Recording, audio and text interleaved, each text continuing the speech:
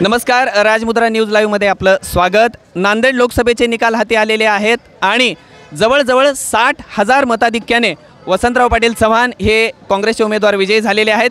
या विजयाचे विश्लेषण करण्यासाठी नांदेड काँग्रेसचे जिल्हा उपाध्यक्ष डॉक्टर विठ्ठल पावडे आपल्यासोबत आहेत। त्यांना आपण थेट प्रश्न विचारूयात। विजयाच्या या पहिल्या घडीमध्ये मी आपलं मनपूर्वक अभिनंदन करतो। धन्यवाद। पावडे साहेब, मला सांगा, नांदेड लोकसभेची निवडणूक ही अटीतटीची झाली आणि एक काँग्रेसचा बडा नेता भारतीय जनता पक्षात गेल्यानंतर या निवडणुकीवर परिणाम होतील असं वाटलं आणि त्यासोबतच मनोज जरांगे पाटील यांची भूमिकासुद्धा एक फार मोठा परिणाम करणारी या निवडणुकीवर होती। एवढं सगळं असताना निसटता विजय मिळेल असं लोकांना वाटत असताना इतक्या मोठ्या मताधिक्याने वसंतराव चव्हाण निवडून आले, याबद्दल आपण काय सांगाल?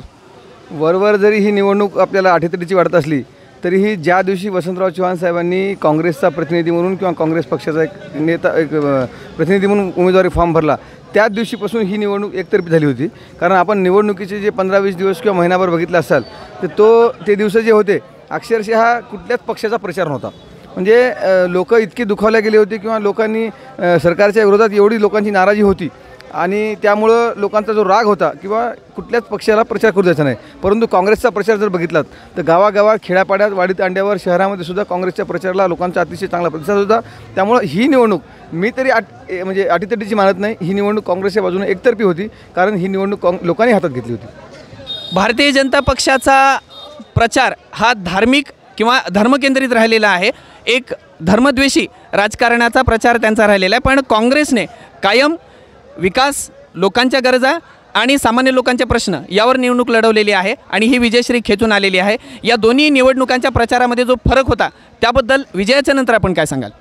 निश्चितच भाजपाचा स्थापनेपासूनचाच अजेंडा धर्माचा आहे। आजची निवडणुकीचा विषय नाही, हा स्थापनेपासूनचाच अजेंडा धर्माचा आहे।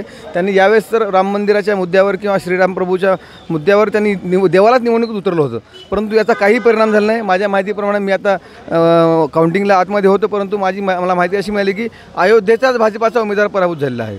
म्हणजे अक्षरशः देवालाही ही गोष्ट पटलेली नसावी आणि देवालाही ते आवडलेलं नसावं, म्हणून आज देशामध्ये एक काँग्रेस म्हणा किंवा इंडियाची जी आघाडीचे जे यश मिळालेलं आहे ते लोकांना जे आवडलेलं नाही भाजपाचं हे धर्माचं राजकारण।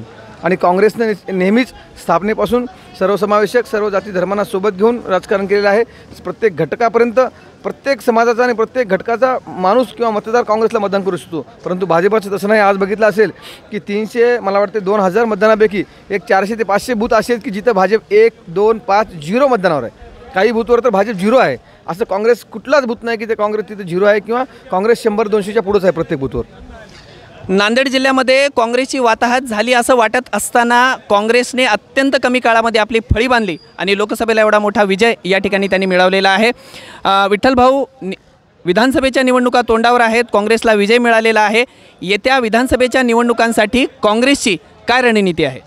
काँग्रेसची रणनीती आमचे ज्येष्ठ नेते ठरवतील, त्याबद्दल मी बोलू शकत नाही। प्रदेश पातळीवर आणि जिल्ह्याचे आमचे इथे वसंतराव चव्हाण साहेब असतील, जिल्हाध्यक्ष असतील, त्याबद्दल मी उचित राहणार नाही। पण पक्षाचा कार्यकर्ता म्हणून एक काँग्रेसचं कुठलीही निवडणूक असो, जिल्हा परिषद असतो, स्थानिक स्वराज्य संस्था असो, ही नेत्याची निवडणूक जरी असली तरी कार्यकर्त्यांची निवडणूक अजून बाकी आहेत। ते लागल्यानंतर एक काँग्रेसचा सच्चा कार्यकर्ता म्हणून आम्ही पूर्ण ताकदीनं काम करण्याचा प्रयत्न करू। शेवटचे 2 प्रश्न या ठिकाणी घेतो। एक महत्त्वाचा आणि ज्वलंत प्रश्न, नांदेडमध्ये पाणी टंचाई अतिशय तीव्रतेने किंवा भीषण रूपतेने धारण केलं होतं।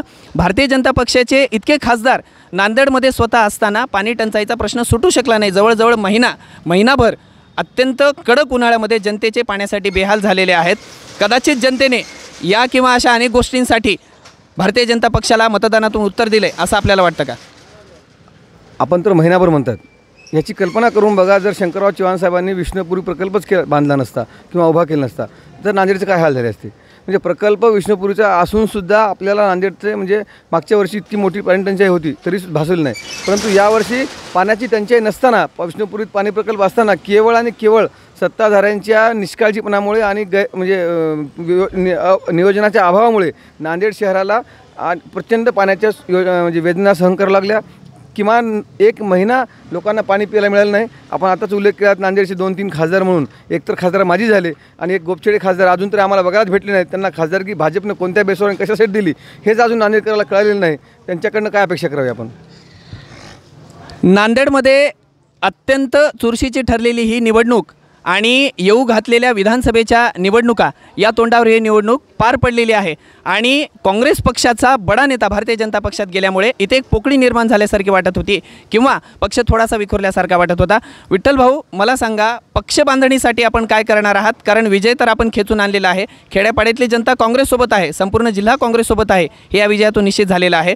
पण पक्ष बांधणीसुद्धा करणं महत्त्वाचं आहे. पक्ष बांधणीसाठी नेमकी आपली काय रणनीती असणार आहे भविष्यात? सुरुवातीपासूनच काँग्रेसचा अजेंडा जो आहे तो शेवटचा घटक आणि सामान्य माणूस राहिलेला आहे. आणि राहुल गांधी पण आपण बघले असेल, राहुल गांधींनी जी या देशामध्ये कन्याकुमारीपासून काश्मीरपर्यंत जी भारत जोडो यात्रा काढली, त्यांनी सिद्ध केलं आहे की काँग्रेस पक्ष आणि काँग्रेसचं नेतृत्व हे सामान्य माणसासाठी काम करणार आहे आणि शेवटच्या घटकासाठी काम करणार आहे. पक्षबांधणीचं म्हणताय आपण, तर काँग्रेस असा पक्ष आहे, देशातल्या कुठल्याही गावात जा, प्रत्येक गावामध्ये आणि प्रत्येक वस्तीमध्ये काँग्रेसचा कार्यकर्ता ऑलरेडी आहे.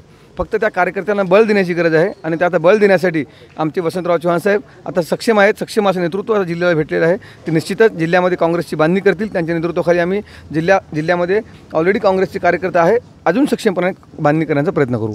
धन्यवाद. लोकसभेच्या या इतक्या मोठ्या यशासाठी आपलं अभिनंदन आणि येणाऱ्या विधानसभेच्या निवडणुकासाठी आपल्याला मी खूप खूप शुभेच्छा देतो. आपण आत्ता नांदेड लोकसभेचे विजयी उमेदवार वसंतराव चव्हाण यांच्या विजयाचं विश्लेषण करत होतो. आपल्यासोबत होते नांदेड जिल्हा काँग्रेसचे जिल्हा उपाध्यक्ष doctor Vitthal Pawde. Rajmudra news live Ram जामगेसह पाहत रहा नांदेड लोकसभेचे अपडेट.